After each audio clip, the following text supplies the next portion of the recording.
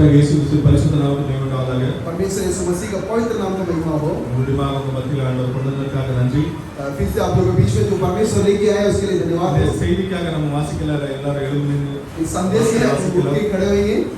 யோவான் சுவிசேஷம் यूहन्ना की किताब 3வது அதிகாரம் 3रा अध्याय அதுல 16வது வசனத்தை வாசிங்க. उसमें 16वां वचन।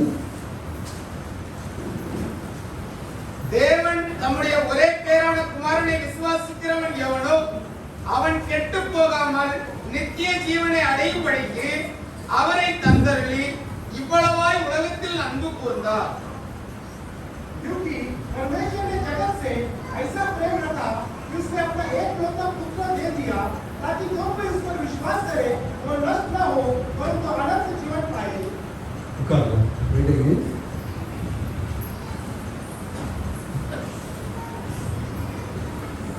இந்த வார்த்தையை பாருங்க.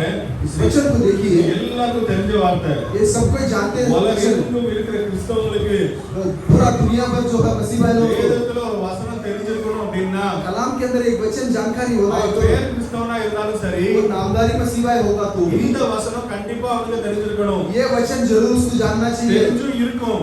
जानकर भी रहेगा। தேவன் இந்த உலகத்துக்கு எதுக்கு வந்தார்? परमेश्वर इस दुनिया में क्यों आए? தேவன் தம்முடைய ஒரே பேரான குமாரனை எதுக்கு இந்த உலகத்தில் அனுப்பி வைத்தார்? परमेश्वर अपना एक लौता पुत्र को इस दुनिया में क्यों भेजे? நம்மளுக்கு நித்திய ஜீவனை கொடுக்கும்படி अपन सभी लोगों को अनंत काल का जीवन देने के लिए பாவமான வாழ்க்கையில இருந்து நம்ம மீட்க पाप की जो जीवन में से अपने को छुटकारा देने के लिए நித்திய ஜீவனை நம்மளுக்கு கொடுக்க अनंत काल का जीवन को अपने को देने के लिए இந்த உலகத்துக்கு என்ன செய்தார்? इस दुनिया के लिए क्या किए? இந்த உலகத்தின் மேல் அவர் அன்பு கூர்ந்தார் அப்படி சொல்லி வசனம் சொல்லுது. इस दुनिया के ऊपर उन्होंने प्रेम बताया बोल के कलाम कहता है। நித்திய ஜீவன் வந்து இந்த மாம்சீகமான இந்த ஒரு சரீரத்துல நம்ம நித்திய ஜீவன் அடைய முடியாது. ये जो मांस के शरीर के अंदर अनंत काल के जीवन को पा नहीं सकता है। வேதம் சொல்லுது மாமிசம் இரத்தமும் என்ன செய்யாது? कलाम क्या कहता है कि मांस और लहू क्या नहीं होगा? தேவனுடைய ராஜ்யத்தை சுதந்தரிப்பது அல்ல. परमेश्वर राज्य को स्वतंत्र नहीं करता। அப்ப அந்த ராஜ்யத்துக்குள்ள இந்த மாமிசமும் சரீரம் போக முடியாது அப்படின்னா उस राज्य के अंदर ये मांस और लहू नहीं जा सकता बोले तो இந்த நித்திய ஜீவன் கிடைச்ச நம்மளுக்கு என்ன பிரயோஜனம்? ये अनंत काल का जीवन मिलकर क्या फायदा? இந்த நித்திய ஜீவன் எதை குறிக்குது? ये अनंत काल की जीवन क्या बता रहा है? எப்படிப்பட்ட ஒரு சரீரத்துக்கு இந்த நித்திய ஜீவனை நம்மளுக்கு கொடுக்க போகிறார்? किस तरह का एक शरीर इस अनंत काल के जीवन को देने जा रहे हैं? இந்த மாம்சீகமான ஜீவன் இதோட முடிஞ்சு போகும். ये मांस का जीवन इसी के साथ खत्म हो 60 जाएगा। வருடமோ 80 வருடமோ 60 साल या 80 साल அது மரணம்னு ஒண்ணு வந்தா एक मौत करके एक आया तो மண்ணோட மண்ணா சேர்ந்து மனிதன் என்ன செய்யுறான்? मिट्टी से मिट्टी मिलकर मनुष्य क्या हो जा रहा है? மாட்டு போறான். वो मिट जा रहा ஆனா है। நமக்குள்ள ஒரு ஆவிக்குரிய ஒரு சரீரம் இருக்குது. लेकिन अपने लोग के अंदर एक आत्मिक का शरीर है। அந்த ஆவிக்குரிய சரீரத்துக்கு தான் उस आत्मिक का शरीर को தேவன் இந்த நித்திய ஜீவனை நமக்கு இங்க வாக்குத்தத்தம் பண்ணி கொடுத்திருக்கிறார். परमेश्वर ये अनंत काल का जीवन को वाचा करके दिए हैं। அந்த நித்திய ஜீவனை நாம எப்படியாவது அடையணும். वो अनंत काल का जीवन को कैसे तो भी पाना चाहिए। சரி, ஆண்டவர் தம்முடைய ஒரே பேரான குமாரனை எதுக்கு கொடுத்தாரா? ठीक है, परमेश्वर अपने एक लौता पुत्र को इधर दुनिया में क्यों दिए? இந்த நித்திய ஜீவனை கொடுப்பதற்காக அனுப்பி வைத்தார். ये अनंत काल का जीवन देने के लिए भेजे। அதற்கு முன்பதாக उसका पहला ही இந்த வார்த்தையை நம்ம வாசிச்சோம் அப்படின்னா इस वचन को पढ़ेंगे तो தேவன் இந்த உலகத்தில் இவ்வாறு அன்பு கூர்ந்தார். परमेश्वर इस दुनिया में इस तरह प्रेम बताए। தேவன் ஏன் உலகத்து மேல அன்பு கூறணும்? परमेश्वर क्यों इस दुनिया के ऊपर प्रेम बताना? நம்மள உலகத்து மேல அன்பு கூற கூடாதுன்னு சொல்லி இருக்காரே. अपने लोग को बोले कि इस दुनिया के ऊपर प्रेम मत बताओ। உலகத்தின் காரியங்களும் மேலே அன்பு வைக்காதீங்க அப்படின்னு சொல்லி நமக்கு வேதம் சொல்லி கொடுக்குது. दुनिया और दुनिया की चीजों में प्रेम मत बताओ करके कलाम कहता है। ஆனா தேவன் உலகத்தின் மேல அன்பு கூர்ந்தார் அப்படின்னு சொல்லி இங்க வார்த்தை வருது. लेकिन परमेश्वर दुनिया के ऊपर प्रेम बताया बोल के शब्द आता है। இதுக்கு என்ன அர்த்தம்? इसका क्या मतलब?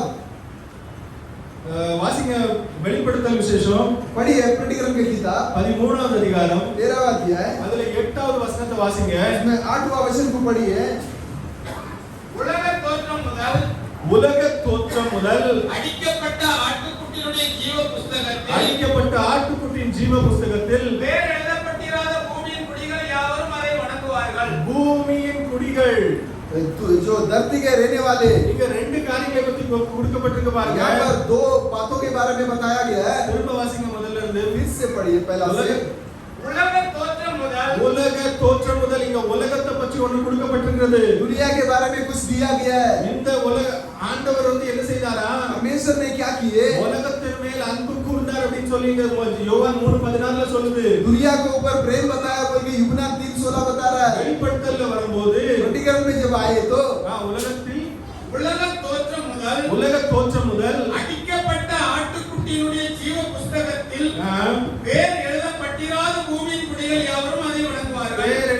எழுதப்படாத பூமியின் குடிகள். जो नाम लिखा नहीं गया है कि उस धरती के रहने वाले। அப்போ பூமி வேற, तो धरती अलग है, உலகம் வேற. दुनिया अलग है।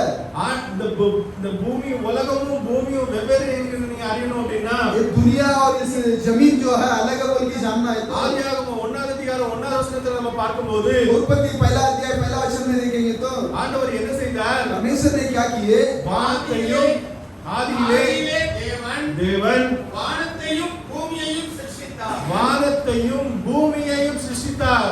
आकाश और धरती को सृष्टि किए। அவர் உலகத்தை சிருஷ்டிக்கல, वो दुनिया को सृष्टि नहीं किए। அவர் சிருஷ்டி பண்ணது என்னத்தை?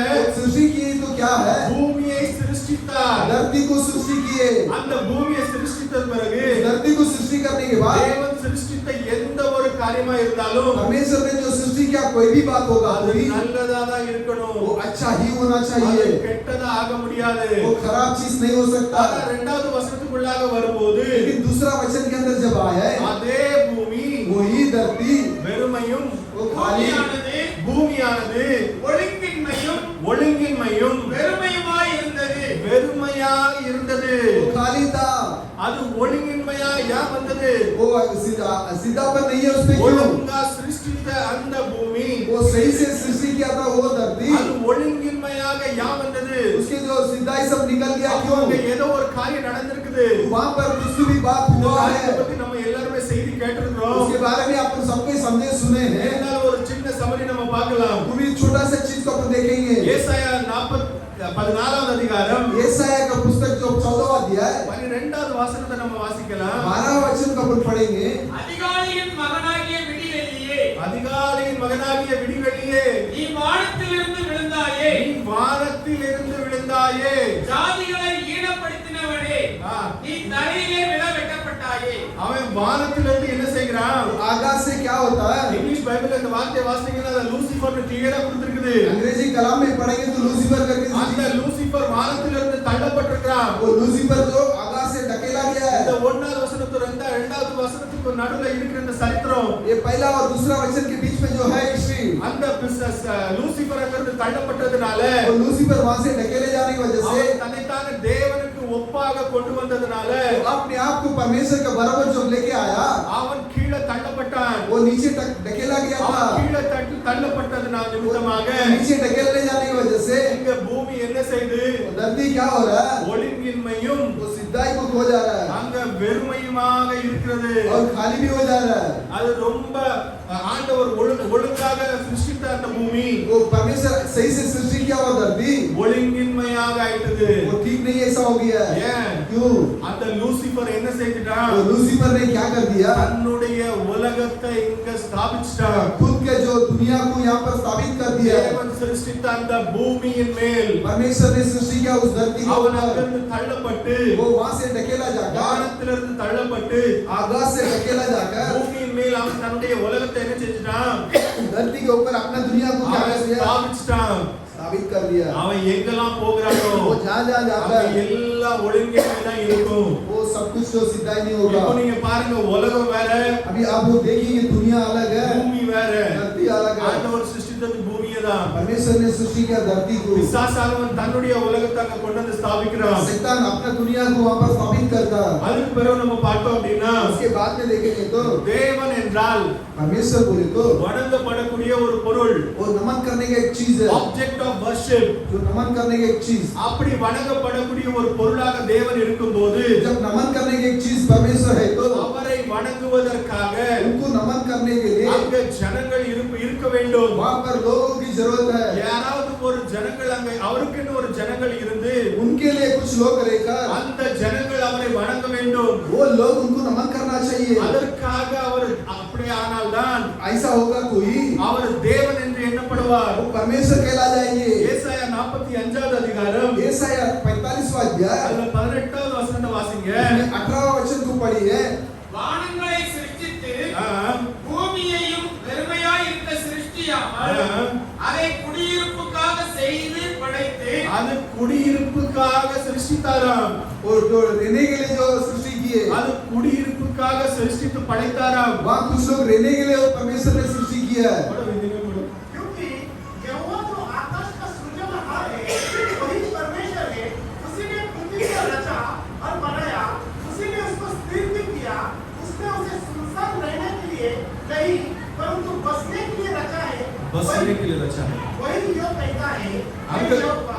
குடியிருப்புக்காக அந்த பூமியை சிருஷ்டித்தார். वो बसने के लिए वहां पर जमीन को सृष्टि की। யார் குடியிருப்பா?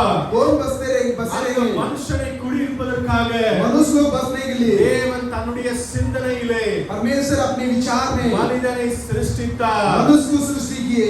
மனிதனை சிருஷ்டித்து मनुष्य को सृष्टि करके பூமியின் மண்ணினாலே धरती के जो मिट्टी से மனிதனை உருவாக்கி मनुष्य को जो उत्पन्न करके அவனுக்குள்ள அந்த ஜீவ சுவாசத்தை விட்டு उसके अंदर जीवन की श्वास को फूंक कर அவன் ஒரு ஜீவ ராசியாக மாறுகிறான். वो एक जो जीवन की ये बदल जाता है। பிசாசானவன் தன்னுடைய உலகத்தை அங்க ஸ்தாபிச்சாச்சு. शैतान अपना दुनिया को स्थापित कर दिया। ஆனா இங்க தேவன் என்ன செய்கிறார்? लेकिन परमेश्वर क्या करते हैं? தமக்கென்று ஒரு உலகத்தை அங்க ஸ்தாபிக்கிறார். अपने लिए एक दुनिया को वहां स्थापित करते हैं। தமக்கென்று ஒரு வணங்கக்கூடிய ஒரு ஜனங்கள், अपने लोगों को नमन करने के लिए एक लोग, அவரை வணங்கக்கூடிய ஒரு ஜனங்கள், उनको जो नमन करने के लोग, அவர் மேல் அன்பு கூறுகிற ஒரு ஜனங்கள், उनके ऊपर प्रेम बताने वाले लोग, அவரை தேவன் என்று ஏற்றுக்கொள்ளுகிற ஒரு ஜனங்கள், उनको परमेश्वर स्वीकार करते लोग, தேவ புத்திரர்களை அவர் அங்க என்ன செய்கிறார்? परमेश्वर के पुत्रों को वहां पर क्या कर அவர் रहे हैं? தன்னுடைய சிந்தனையிலே வைத்து अपने जो विचार में रखकर அந்த ஆதாமை சிருஷ்டிக்கிறார். आदम को सृष्टि करते हैं। ஆனா लेकिन பிசாசு தன்னுடைய உலகத்தை முதல்ல அங்க ஸ்தாபிச்சிட்டான். शैतान अपना दुनिया को पहला ही वहां स्थापित कर தேவன் दिया। தன்னுடைய உலகத்தை அங்க ஏதேன் தோட்டத்திலே ஸ்தாபிச்சிட்டாரு. परमेश्वर एदेन बगीचा में परमेश्वर ने स्थापित किया था। பிசாசானவன் பார்த்தான், शैतान ने देखा ஆதாம நம்ம வளர விட்டோம்னா आदम को अपन अगर बढ़ने देंगे तो ஆண்டவர் நம்மள பரலோகத்துல இருந்தா இங்க தள்ளி விட்டாரு. परमेश्वर ने परलोक में से तो अपने को ढकेल दिया। ஆதாம் நம்மள பூமியில இருந்து தள்ளி விட்டுருவான். आदम जो अपने को धरती में ஏன்னா से அவர் ஒரு ढकेल சின்ன குட்டி தேவனாக அங்க காணப்பட்டான். तुझे एक छोटा से परमेश्वर दिखाई दिया। எந்த மிருகத்தை கூட்டாலும் அந்த மிருகம் வரணும். कौन सा भी जो जानवर को बुलाएगा तो वो आना। எந்த ஜீவராசியை அவன் கூப்பிட்டாலும் कोई भी जीवन की उसको அந்த बुलाएगा ஜீவராசி तो அவன் கிட்ட வரும். वो जीवन जो उसके पास आएगा। அப்பேற்பட்ட ஒரு வல்லமை கொண்ட ஒரு மனிதன், उस तरह के जो सामर्थ्य को पाया हुआ मनुष्य, ஒரு மகிமை உள்ள ஒரு மனிதனாக அங்க இருந்தான். एक महिमा के मनुष्य वहां पर रहा। இவனை வளர விட்டோமானால் उसको अगर बढ़ने दे देंगे तो இவன் நம்மளை இங்க இருந்து வரட்டி விடுவான் அப்படின்னு यहाँ से சொல்லி भी भगा देगा बोलकर அங்க அவன் ஒரு பிளான் போடுறான். वहां पर एक वो आइडिया करता है। ஏதேன் தோட்டத்துல एदेन बगीचा में ஏவாள் ஆதாமை விட்டு தனித்து இருக்கும்போது येवा जो है आदम से जब अलग रहा था, இதெல்லாம் நம்மளுக்கு தெரியும், அதெல்லாம் நான் சொல்லிட்டே போறேன். ये सब कुछ अपन जानते हैं, इसके लिए बोलते हैं। इस ஆதாமை जानो விட்டு தனித்து இருக்கும்போது आदम को छोड़ के जब अलग रहती அந்த थी, சர்ப்பமானது वो सर्प जो है ஏவாளை வஞ்சித்து விட்டது. येवा को जो भरमा दिया है। ஆதியிலே நடக்கிற முதல் அந்த பாவம், आदि में जो होने वाला पहला पाप, முதல் கலப்படம், पहला जो मिलावटी, பிசாசின் உலகம் தேவனுடைய உலகம் அங்க கலக்குது பாருங்க. शैतान की दुनिया और परमेश्वर की दुनिया वहां पर தேவ मिलावट हो रहा है। புத்திரர்கள் தேவ புத்திரர்கள் வந்திருக்கிற வேண்டிய காலத்துல देव पुत्र परमेश्वर का पुत्र लोग आना था उस அந்த समय में, சர்ப்பத்தின் வித்து உள்ள வந்ததுனால वहां सर्प का बीज अंदर आने से மனித குலத்துக்கே அங்க மரணம் வந்தது. मनुष्य के जो पीढ़ी को जो मौत आया। உலகத்துக்கு ஒரு அர்த்தத்தை நீங்க பாத்துடுங்க. दुनिया को एक मतलब को देख உலகம் लीजिए। அப்படின்னா இன்னைக்கு இருக்கிற சொசைட்டிஸ், दुनिया बोलेगा तो आज की सोसाइटी, இன்னைக்கு இருக்கிற கவர்மெண்ட், आज जो रहता है वो गवर्नमेंट, இன்னைக்கு இருக்கிற ஃபேமிலிஸ், நம்ம எல்லா குடும்பங்கள், நிறைய குடும்பங்கள் இருக்கும். अपन बहुत से परिवारें हैं। இது எல்லாம் சேர்ந்து தான் வேர்ல்ட், ये सब कुछ मिलकर ही जो दुनिया, எல்லாம் சேர்ந்து தான் உலகம். ये सब कुछ मिलकर ही की दुनिया। இதுல தீர்க்கதரிசி சொல்லுகிறார், इसके अंदर भविष्यता बोलते हैं, மூணு பிரகாரமான இசம் வரணும் இந்த உலகத்துல. 3 तरह के चीज इस दुनिया में आना है। அதுல ஒண்ணு வந்துட்டு போயிட்டது. एक तो आके चले गया, ஒண்ணு வந்து நாசிசம். एक जो है नासिसम। நாசிசம் வந்து இரண்டாவது உலக போரின் காலத்துல नासिसम जो है दुनिया, दूसरा जो दुनिया के युद्ध के समय में ஜெர்மனில ஹிட்லர் மூலமா வந்ததுதான் நாசிசம். जर्मन में जो हिटलर के द्वारा आया वही அவங்க नासिसम। யூத ஜனங்கள் 6 லட்சம் பேர் அங்க கேஸ் சேம்பர்ல அடைச்சு அவங்கள கொன்னாங்க. यूदी के लोग 6 लाख लोगों को जो गैस चैम्बर के अंदर बंद करके मार डाले। யூதர்களுக்கு விரோதமா பயங்கரமாக செயல்பட்டாங்க அவங்க. यूदियों के खिलाफ बहुत भयानक जो काम ஆனா किए। அந்த இரண்டாவது உலக போர் முடியும் போது लेकिन दूसरा दुनिया के युद्ध जब दूसरा जब खत्म हुआ, அந்த நாசிசம் முடிஞ்சிட்டது. वहाँ की जो नासिसम भी खत्म हो गया। அதுக்கு பிறகு வர்ற இசம் வந்து उसके बाद आने वाला इसम जो है பாசிசம். वो पासिसम बोलते हैं। பாசிசம் வந்து वो पासिसम बोले तो இப்போ ஒரு கவர்மெண்ட் இருக்குது அப்படின்னா एक गवर्नमेंट है तो அவங்களுக்கு ஆப்போசிஷன்ல ஒரு இருக்கிறவங்கள उनके खिलाफ अपोजिट में जो रहते हैं அவங்க பேச்சு எதுவுமே கேட்க மாட்டாங்க. उनके बातों को कुछ सुनेगा नहीं। ஆப்போசிஷன்ல இருக்கிற எந்த காரியத்தையும் எல்லா காரியத்திலையும் அமுக்கி வச்சிருவாங்க. जो अपोजिट में रहता है उनके सभी बातों को दबा அவங்க देंगे। சொல்றதா சட்டம், उन लोग जो कहता वही रूल, அவங்க செய்யறதா எல்லாம் சரியானது. वो जो कुछ करते हैं वही सही है। பாசிசம். ये फैसिज्म बोलते இது हैं। வந்து உலகம் முழுதும் இன்னைக்கு பரவி இருக்குது. ये पूरा दुनिया में आज फैल रहा है। எந்த கவர்மெண்ட் எடுத்தாலும் அரசாங்கத்துல இந்த காரியத்தை நீங்க பார்க்கலாம். कौन सा भी गवर्नमेंट को ले लो, इस बातों को இந்த देख सकता காரியங்கள் है। சபைக்குள்ள உள்ளேயே இருக்குது. ये बातें जो कलीसिया के अंदर भी है, சபைக்குள்ளேயும் நம்ம பெரிய பெரிய போதகர்கள் சொல்றதுதான் जो कलीसिया के अंदर भी बड़ा बड़ा जो बोधक लोग कहते அவங்க हैं, சரியா சொல்றாங்களோ தப்பா சொல்றாங்களோ, वो सही से कहता है या तो गलत भी कहते ஒரு हैं। பிஷப்பா இருக்கலாம் இல்லன்னா ஒரு போப்பா இருக்கலாம். एक बिशप हो सकता है या तो एक पोप हो सकता அவங்க है। என்ன சொல்றாங்களோ वो लोग जो कुछ कहते हैं அதுதான் சரின்னு சொல்லிட்டு அந்த சபை நடக்குது. वही सही है बोल के वो कलीसिया चलता है। இதுதான் fascism. इसी को पासिज्म बोलते हैं। மூணாவது வர வேண்டியது तीसरा जो आना கம்யூனிசம். कम्युनिज्म। இந்த கம்யூனிசம் வந்து ये कम्युनिज्म बोलते हैं। ஆண்டவருடைய கரத்துல ஒரு டூல் அப்படின்னு சொல்லி தீர்க்கதரிசி சொல்லிட்டு போறாரு. परमेश्वर के हाथ में एक हथियार करके बोला जाता है। இந்த அமெரிக்கா அந்த அந்த தேசங்களை மூணாவது உலக போர்ல வரும்போது जो अमेरिका वो देश जब तीसरा दुनिया के युद्ध में जब आएगा, அவருக்கு விரோதமாக இது ஒரு பெரிய டூலாக யூஸ் பண்ணுவார் என்று சொல்லி தீர்க்கதரிசி சொல்லிட்டு போறாரு. उनके खिलाफ एक हथियार जो बड़ा एक हथियार यूज करेंगे करके बोल के जा रहे இது हैं। இந்த காலத்துல நடந்து கொண்டு இருக்கிறது. ये इस समय में हो रहा भी है। பாசிசம் முடிஞ்சு கம்யூனிசம் தலை தூக்குற ஒரு காலத்துல நம்ம இருக்கிறோம். फैसिज्म खत्म होगी, कम्युनिज्म जो उठने के एक समय में बैठा है। சைனாவை பாருங்க, चाइना को देखिए, ரொம்ப அக்ரெசிவா இருக்கிறான். वो एकदम आगे है, ரொம்ப அந்த ஆர்மி ஃப்ரண்ட்ல ரொம்ப முன்னால இருக்கிறான். उसके अंदर बहुत आगे है वो। அவன் வந்து அது வந்து ஒரு கம்யூனிஸ்ட் நாடு. वो एक कम्युनिस्ट का देश है। கம்யூனிசம் தலை தூக்குற அந்த காலத்துல இருக்கும். कम्युनिस्ट जो ऊपर उठने के एक समय में எல்லா देखा, மோனிசமும் सभी कुछ मोनिज्म கடைசில போய் முடிகிறது. आकर में जाके खत्म, 6 தான் முடியும். वो 6 के अंदर खत्म होएगा। சரி, இப்ப நம்ம அதுக்குள்ள போக வேண்டாம். उसके अंदर नहीं जाना है। ஆதாம் பண்ணின அந்த பாவத்தின் நிமித்தமாக आदम ने जो किया उस पाप की वजह से, அந்த பாவத்திலிருந்து மீட்டுக் கொள்வதற்காக उस पाप से छुटकारा देने के लिए தேவன் என்ன செய்தார்? परमेश्वर ने क्या किए? இந்த உலகத்து மேல என்ன செய்தாரா? दुनिया के ऊपर क्या किए? அன்பு கூர்ந்தார். प्रेम बताए।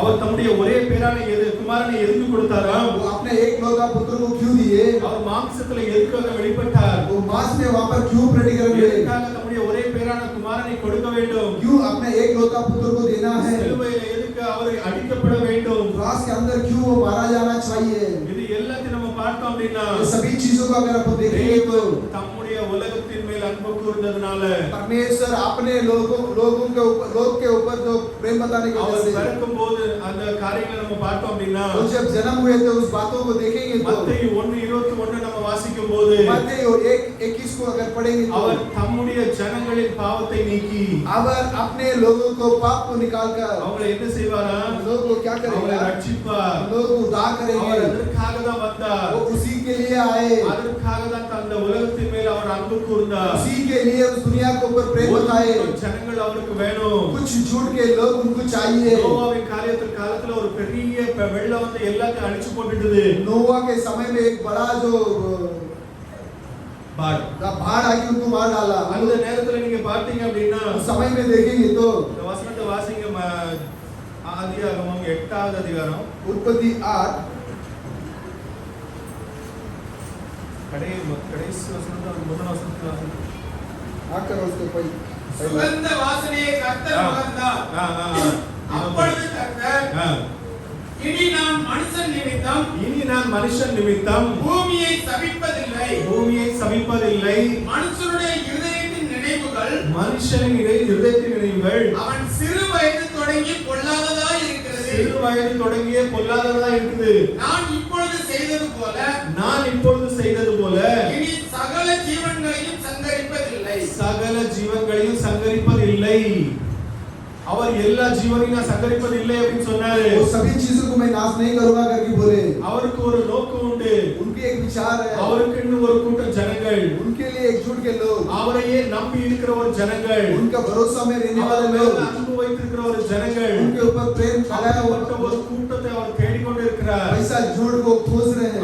அதனாலதான் அவர் இங்க சொல்கிறார், इसीलिए वो यहाँ पर நான் எல்லா மனுக்குலத்தையும் இன்னும் அழிக்க மாட்டேன். मैं सभी मनुष्य को अभी नाश नहीं करूंगा। ஜனங்கள் அவர் நிச்சயமாக என்ன செய்வாங்க? एकजुट के लोगों को जरूर क्या करेंगे? அவரை மணவாளன் என்று ஏற்றுக்கொண்டு उनको जो दूल्हा करके स्वीकार करके மணவாட்டியாக உண்மை உத்தமமாக இருப்பாங்க. उनके दुल्हन जो उत्तम से रहेंगे। பிசாசானவனை பாருங்க, शैतान को देखिए, அவர் ஒரு உயர்ந்த இடத்துக்கு கொண்டுட்டு போனான். उसको एक ऊंचा जगह पे लेके गया, உயர்ந்த மலைக்கு கொண்டுட்டு போனான். ऊंचा पहाड़ में लेके எல்லா गया, உலகத்துல உள்ள எல்லா ராஜ்யத்தையும் காட்டுதான். सभी दुनिया के राज्यों को देख दिखाता அதான் है। நான் உங்கள்ட்ட சொன்னேன். इसीलिए இந்த मैंने बोला, உலகத்துல இருக்கிற எல்லா ராஜ்யத்தையும் அவன் அந்த பெரிய மலைக்கு மேல இருந்து காட்டுறான். ये बड़ा पहाड़ के ऊपर रख के दुनिया के सभी राज्यों को நீங்க बताता है। வணங்கினா போதும், आप मुझे नमन करें तो நான் बस இது எல்லாவற்றையும் உங்களுக்கு தருகிறேன் அப்படின்னு சொன்னான். ये सभी चीजों को आपको देता हूँ बोला। ஆண்டவர் என்ன சொன்னாரு? परमेश्वर ने क्या बोले? அப்பாலே போ சாத்தானே, हट जाओ शैतान, உன் தேவனாகிய கர்த்தரை தவிர तेरा परमेश्वर को நீ छोड़ வேற दे யாரையும் என்ன செய்யக்கூடாது, और किसी को नहीं क्या வணங்கக்கூடாது என்று சொல்லி எழுதியிருக்கிறது என்று சொல்லுகிறார். नमन नहीं करना बोल के लिखा करके बोलता அவர் है। தேவனாக இருந்தார். वो परमेश्वर थे, அவர் தமக்கென்று ஒரு ஜனங்களை தேடி वो अपने लिए कुछ लोगों को खोज இந்த कर உலகத்தின் மேல் அன்பு கூர்ந்து வந்திருக்கிறார். दुनिया के ऊपर प्रेम बताकर आए। 2000 வருடத்துக்கு முன்பதாக இந்த உலகத்தில் ஒரு மனிதனாக ஒரு ரூபத்தை எடுத்து வந்தார். 2000 साल पहले इस दुनिया के अंदर मनुष्य का रूप लेके आए थे। இந்த ஜனங்கள் அவரை சிலுவையில் அடித்து விட்டார்கள். यहूदी के लोग उनको क्रॉस पर मार दिए, சிலுவையில் அடித்து விட்டு क्रॉस पर मार के அவரை மூன்றாம் நாள் உயிர்த்தெழுந்து तीसरा दिन जी उठकर தன்னுடைய சீஷர்கள் மத்தியில் அவர் ஒரு வாக்குத்தத்தத்தை கொடுக்கிறார் பாருங்க. अपने शिष्यों के बीच में एक वाचा देते हैं। மத்தேயு देखिए 28வது அதிகாரம் मैथ्यू 28वां अध्याय கடைசி வசனத்தை வாசிங்க. आखिर वचन को पढ़िए। நான் உங்களுக்கு கட்டளையிட்ட யாவையும் ஆ, அவர்கள் கைக்கொள்ளும்படி ஆ. அவர்களுக்கு உபதேசம் பண்ணுங்கள். ஆ. இதோ உலகத்தின் முடிவு பரியந்தம் உலகத்தின் முடிவு பரியந்தம் சகல நாட்களிலும் நான் உங்களுடனே கூட இருக்கிறேன் என்றார். சகல நாட்களில் நான் உங்களோடு இருக்கிறேன் என்று சொன்னார். सभी दिनों में मैं आप लोगों के साथ ஒரு में हूँ। வாக்குத்தத்தத்தை இங்க கொடுக்கிறார். एक वाचा यहाँ पर दिया जा रहा है, உலகத்தின் முடிவு பரியந்தம். दुनिया की अंत तक। அப்ப இந்த உலகம் ஒரு முடிவுக்கு வரப்போகிறது. ये दुनिया एक अंत में आने वाला இந்த है। உலகத்துல இருக்கிறது எல்லாம் ஒரு அழிவுக்குள்ள போக போகுது. दुनिया की सभी चीज एक नाश के अंदर जाने वाला है। முன்பதாக उसका पहला ही ஆண்டவர் நமக்கு கொடுத்த அந்த நித்திய ஜீவனை, परमेश्वर ने जो दिया तो अनंत काल को, வாக்குத்தத்தமா கொடுத்த அந்த நித்திய ஜீவனை जो वाचा के रूप में दिया उस நம்ம अनंत काल को அடைஞ்சிருக்கிறோமா? तुम पाए क्या? நம்மளுக்குள்ள அந்த அந்த வாக்குத்தத்தத்தை எப்படியாவது அடைய வேண்டும் என்ற ஒரு தாகம் இருக்குதா? वो वाचा को कैसा तुम्हें पाना बोल के एक प्यास है क्या? அவர் உலகத்தின் மேல் அன்பு கூர்ந்து वो दुनिया के ऊपर प्रेम बताकर அவருடைய ஒரே பேரான குமாரனை அனுப்பி வைத்து अपने एक लौता पुत्र को भेजकर நமக்கென்று அந்த நித்திய ஜீவனை அங்க வாக்குத்தத்தம் பண்ணி கொடுத்திருக்கிறாரு. अपने लोग के लिए वो अनंत काल को जो वाचा करके அந்த दिए, வாக்குத்தத்தத்தை நம்ம பெற்றிருக்கிறோமா? उस वाचा को अपन पाए நம்ம क्या? அதை பெறலன்னா பெருகிற ஒரு தாகம் நம்மளுக்குள்ளாக இருக்குதா? उसको पाने के एक प्यास अपने अंदर आई क्या? இங்க அவர் இன்னொரு வாக்குத்தத்தத்தை கொடுக்கிறார். यहाँ पर एक और वाचा को உலகத்தின் देते हैं, முடிவு பரியந்தம் दुनिया की अंत நான் तक உங்களோடு கூட இருப்பேன் என்று சொல்லுகிறார். मैं आप लोग के साथ रहूंगा करके बोलते இந்த हैं। உலகம் நம்ம காண்கிற இந்த உலகம், ये जो दिखता है ये दुनिया, உலகத்துல இருக்கிற எல்லா ஜனங்கள், ये दुनिया के सभी लोग, இந்த உலகத்துல இருக்கிற எல்லா கவர்மெண்ட்ஸ் எல்லாமே ये दुनिया के अंदर जो रहता है सभी जो ஒரு அழிவுக்குள்ளாக गवर्नमेंट போக போகுது. एक नाश के अंदर जाने वाला ஆனா है। அவருக்கு ஒரு கூட்டம் ஜனங்கள் लेकिन उनके लिए एकजुट के அவருடைய लोग வாக்குத்தத்தத்தை நம்பி उनके वाचा को भरोसा அவர் மேல் करके விசுவாசத்தை வைத்து उनके ऊपर विश्वास को அந்த रखे நித்திய ஜீவனை பெறுவதற்காக अनंत काल के जीवन को पाने के लिए அந்த ஓட்டத்துல ஓடிக்கொண்டு இருக்கிறார்கள். उस दौड़ के अंदर दौड़ते बैठे அந்த हैं। ஓட்டத்துல நம்ம இருக்கிறோமா? उस दौड़ में अपना है क्या? இந்த உலகத்தின் முடிவு அப்படின்னா என்னது? ये दुनिया की अंत बोले तो क्या है? மத்தேயு 13வது அதிகாரம் 39 வசனத்தை வாசிங்க. मत्ती 13 उसमें 39 वचन को पढ़िए। 13:39. 13 அவைகளை விதைக்கிற சத்துரு பிசாசு அற்பு உலகத்தின் முடிவு. அறுப்புதான் முடிவு. वो काटना जो अंदर அந்த அறுக்கிறவர்கள் தேவதூதர்கள். जिस शत्रु ने उनको बोया वो शैतान है, कटनी जगत का अंत है और काटने वाला स्वर्गदूत है। இந்த அறுப்புதான் என்னதா? ये कटनी क्या है? உலகத்தின் முடிவு. दुनिया की अंत है।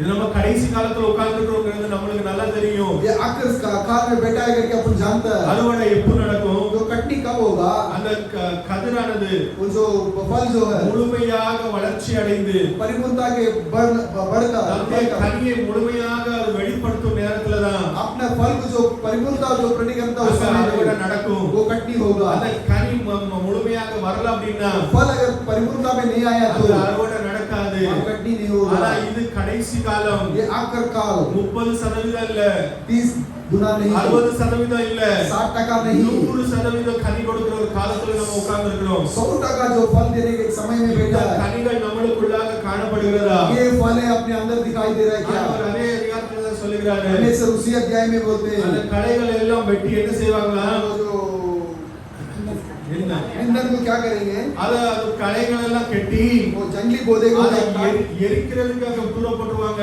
जलाने के लिए फेंक देते हैं। அப்படி எரிக்கிறதுக்கு அது கூட நம்ம இருக்கிறோமா? वो जलाया जाता है, उसके साथ साथ अपना இல்ல किया நம்ம கனி கொடுக்கிற ஒரு மரமாக காணப்படுகிறோமா? नहीं तो जो फल देने वाला एक झाड़ दिखाई அந்த देता है। கனியை எல்லாம் என்ன செய்வாங்க? फलों को क्या करते அதை हैं? எல்லாம் அறுவடை செய்து उसको सब लोग அதை எடுக்க सब பண்டகசாலைக்கு கொண்டு போங்க அப்படின்னு சொல்லி ஆண்டவர் சொல்கிறார். भंडार में लेके जाओ करके परमेश्वर बोलते हैं। இந்த நேரத்துல इस समय में ஆண்டவர் உலகத்தின் மேல் இவ்வாறு அன்பு கூர்ந்தார். परमेश्वर दुनिया के ऊपर इस तरह प्रेम எதற்காக बताए। அன்பு கூர்ந்தார்?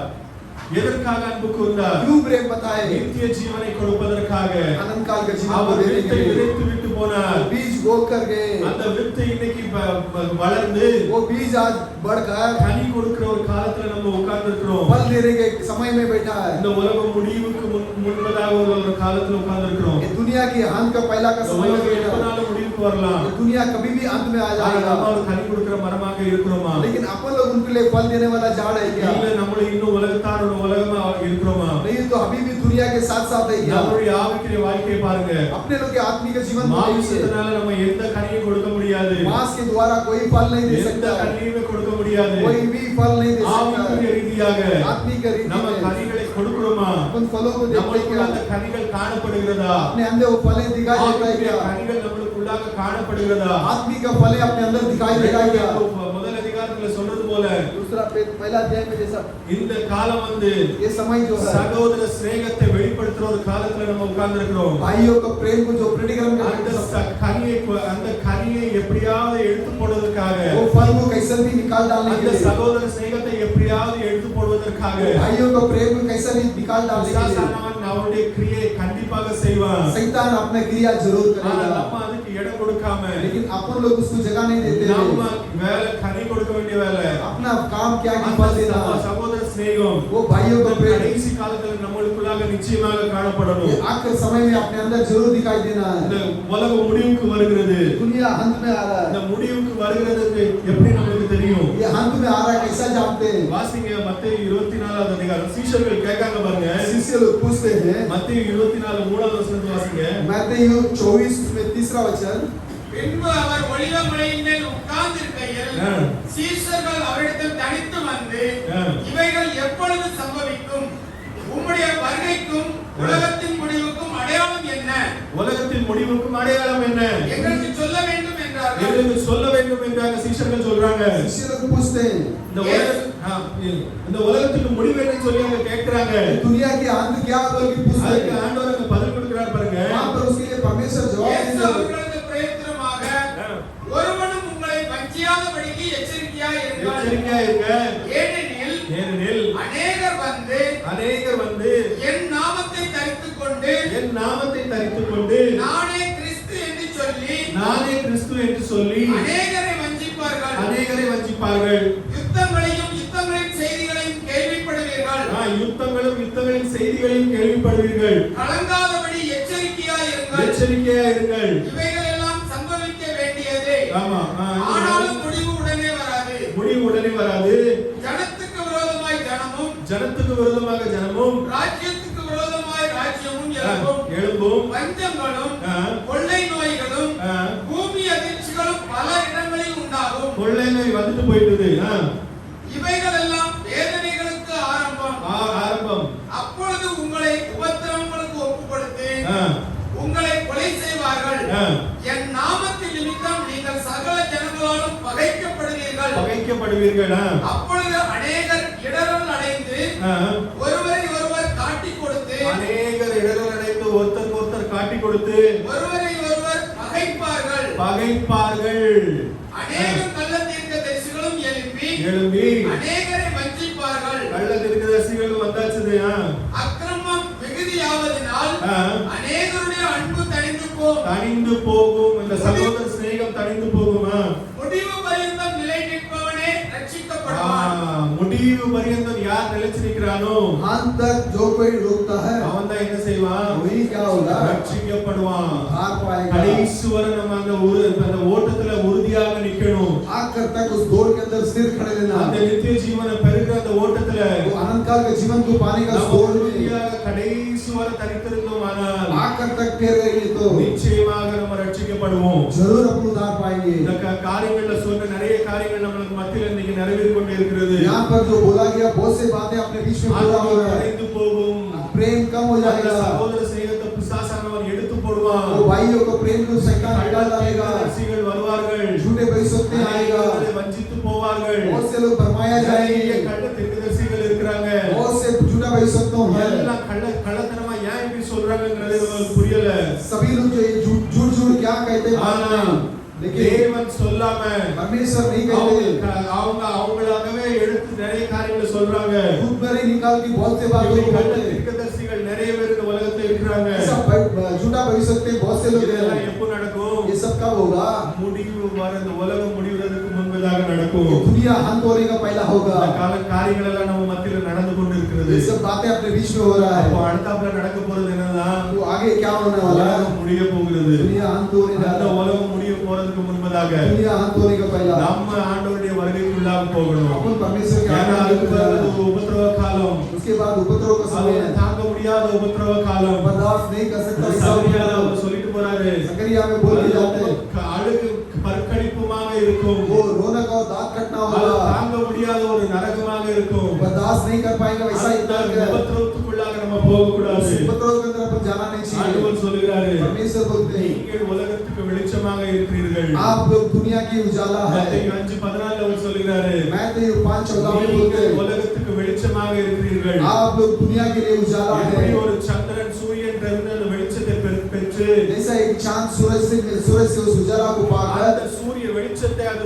பிரதிபலிக்குதோ, सूरज का उजाला को वहां प्रतीक करता है, அதே போல அந்த நீதியின் சூரியன் இடத்துல நம்ம வெளிச்சத்தை பெற்று वैसा ही है जो धार्मिकता का सूरज के पास से उजाला पाकर இந்த உலகத்துக்கு நம்ம ஒரு வெளிச்சமாக இருக்கணும். इस दुनिया के लिए अपने उजाला होना நம்மளை चाहिए। காண்கிறவர்கள் கிறிஸ்துவை காண வேண்டும். अपन लोग जो देखता है वो मसीह को देखना இந்த चाहिए। கடைசி காலத்துல ये आखिर काल में ஒரு வசனத்தை வாசிங்க, எபேசியர் 4:13 வரை. एक वचन को पढ़िए कि एफेसियर की किताब 4 उसमें 13 से 15 அவர் சிலரை அப்போஸ்தலராகவும் சிலரை தீர்க்கதரிசிகளாகவும் சிலரை சுவிசேஷகராகவும் சிலரை மேய்ப்பராகவும் போதகராகவும் ஏற்படுத்தினார். நாம் இனி குழந்தைகளாக இராமல் மனுஷருடைய சூதும் வஞ்சிக்கிறதற்கு ஏதுவான தந்திரமுள்ள போதனைகளுமாகிய பலவித காற்றினாலே அலைகளைப் போல அடிபட்டு அலைகிறவர்களாய் இராமல் அன்புடன் சத்தியத்தை கைக்கொண்டு தலையாகிய கிறிஸ்துவுக்குள் எல்லாவற்றிலேயும் நாம் வளருகிறவர்களாய் இருக்கும்படியாக அப்படி செய்தார். அந்த தலையாக கிறிஸ்துவுக்குள்ளாக நம்ம வளரப்படி அப்படி செய்திருக்கிறார். அவராலே சரீரம் முழுவதும் அதற்கு உதவியாய் இருக்கிற சகல கணுக்களினாலும் இசைவாய் கூட்டி இணைக்கப்பட்டு ஒவ்வொரு அவயமும் தன் அளவுக்கு தக்கதாக கிரியை செய்கிறபடியே அது அன்பினாலே தனக்கு பக்தி விருத்தி உண்டாக்குறதற்கு ஏதுவாக சரீர வளர்ச்சியை உண்டாக்குகிறது. ஆதலால் கர்த்தருக்குள் நான் உங்களுக்கு சாட்சியாக சொல்லி எச்சரிக்கிறது என்னவெனில், மற்ற புறஜாதிகள் தங்கள் வீணான சிந்தையிலே நடக்கிறது போல நீங்கள் இனி நடவாமல் இருங்கள். அவர்கள் புத்தியில் அந்தகாரப்பட்டு தங்கள் இருதய கடினத்தினால் தங்களில் இருக்கும் அறியாமையினாலே தேவனுடைய ஜீவனுக்கு அந்நியராய் இருந்து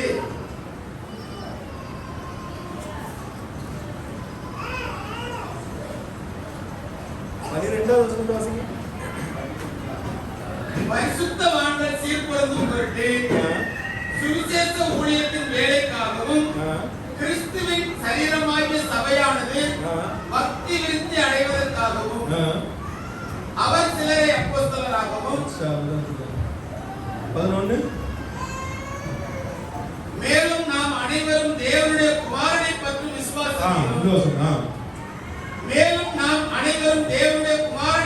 விசுவாசத்திலும் அறிவிலும் தேவனுடைய குமாரனை பற்றிய அறிவிலும் விசுவாசத்திலும் ஒருமைப்பட்டவர்களாகி கிறிஸ்துவின் நிறைவான வளர்ச்சியின்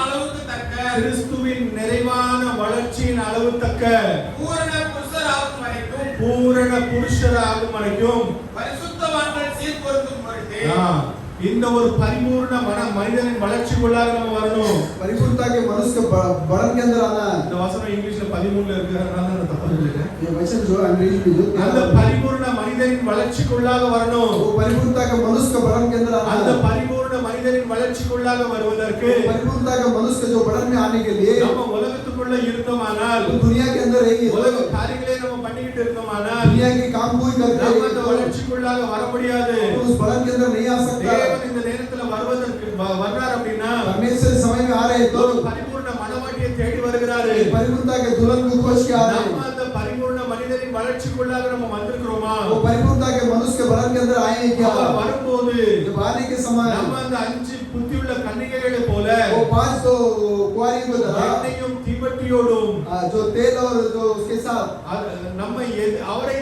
ஆவலோடு எதிர்கொண்டு போறதுக்கு ஆயத்தமாக இருக்கிறோமா? उनके सामने जाने के लिए जो तैयारी में है क्या? நடு ராத்திரியில மணவாளன் வருகிறார் என்ற ஒரு சத்தம் வரப்போகிறது. बीच रात में जो दूल्हा आ रहे बोल के एक आवाज आने वाला है। வரும்போது आवाज जब आएगा நம்ம அவரை எதிர்கொண்டு போறதுக்கு நம்ம ஆயத்தமாக उनके இருக்கிறோமா? सामने जाने के लिए तैयारी में है क्या? தேவன் உலகத்தின் மேல் இவ்வாறு அன்பு கூர்ந்தார். परमेश्वर दुनिया के ऊपर इस तरह प्रेम बताए, எதற்காக அன்பு கூர்ந்தார்? क्यों प्रेम बताए? நமக்கு நித்திய ஜீவனை கொடுக்கும்படி அவர் அன்பு கூர்ந்தார். अपने लोग जो अनंत काल का जीवन देने के लिए அவருக்கு प्रेम ஒரு बताए, சிறிய கூட்டத்தை தெரிந்து கொண்டு उनके लिए एक छोटे से झूठ को அந்த चुनता है। சிறிய கூட்டத்திற்கு அவர் ஒரு நித்திய ஜீவனை கொடுப்பதற்காக, छोटे से झूठ के लिए वो अनंत काल को देने के लिए, அவரோடு கூட மனவாட்டியாக எடுத்துட்டு போவதற்காக उनके साथ जो दुल्हन को उठा ले जाने அவருடைய के ஒரே लिए பேரான குமாரனை அவர் இந்த உலகத்தில் அனுப்பி வைத்தார். अपने एक लौता पुत्र को इस दुनिया में भेजे। நம்ம அந்த ஒரு பரிபூர்ண மனிதனின் வளர்ச்சிக்குள்ளாக, अपन वो परिपूर्णता के मनुष्य ஒரு बढ़न के பரிபூர்ண अंदर மனவாட்டியாக நம்ம வளர்வதற்காக एक परिपूर्णता दुल्हन अपन बढ़ने के நம்ம लिए அனுதினமும் என்ன செய்யணும்? हर रोज क्या करना? வார்த்தையில ஆவிக்குரிய வாழ்க்கையில நம்ம வளரணும். आत्मिक जीवन के अंदर बढ़ना चाहिए। அதுக்காக தேவன் நமக்கு வார்த்தையை கொடுத்திருக்கிறார். इसके लिए परमेश्वर ने अपने को वचन இந்த दिया। வார்த்தை தான் அந்த ஆவிக்குரிய